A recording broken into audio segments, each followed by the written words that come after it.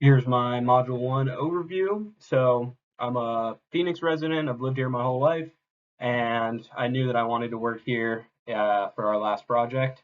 So along with that, some of the most pertinent challenges to resilience that the Phoenix metro area is facing are the urban heat island effect, water scarcity. There's a lot of food deserts.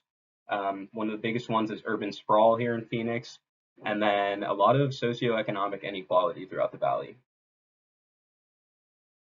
So Phoenix is a relatively young city, and I wanted to look back at the history to kind of understand where these problems might have stemmed from.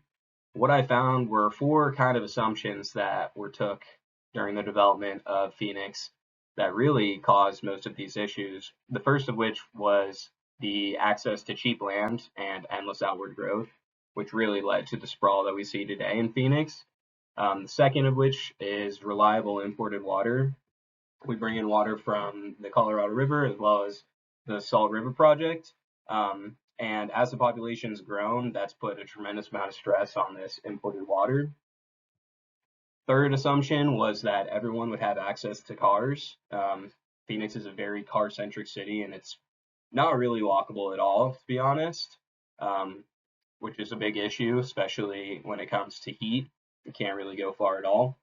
So that kind of leads to the fourth assumption was that people would want to be outside and that outdoor space was always going to be usable, which is simply not the case here in Phoenix during the summers. So it can really become a harsh environment, and the city didn't quite plan around that. So in Module 1.1, I was kind of taking a look at the greater Phoenix metropolitan area. In Module 1.2, I really wanted to narrow the focus down and kind of pick a location where I would be focusing for the semester. So South Phoenix was what I ended up deciding after my research from 1.1. And why I was interested in this location, there's a lot of aspects. So vacant and underused lots, there's a lot of historic disinvestment in the area, redlining, things like that. But despite that, there's strong community within the area. Local churches and schools are very good. It is a predominantly Hispanic and lower income area compared to more of the northern and eastern areas of Phoenix, which are more whitewashed and affluent.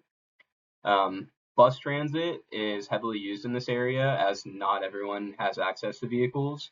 And actually, there was a new extension to the light rail, which just connected South Phoenix to downtown, which is a really great endeavor. There's a lot of food desert patterns, specifically in South Phoenix, that relates to the inequality, of course.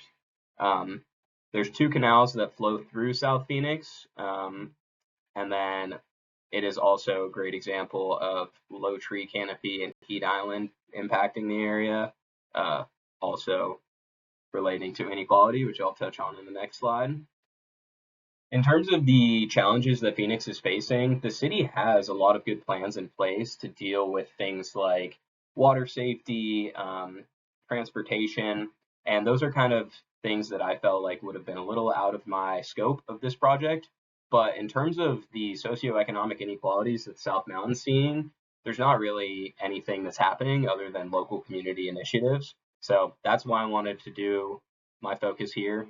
I think it's could have a real impact. And I'm looking forward to seeing what everybody does this semester.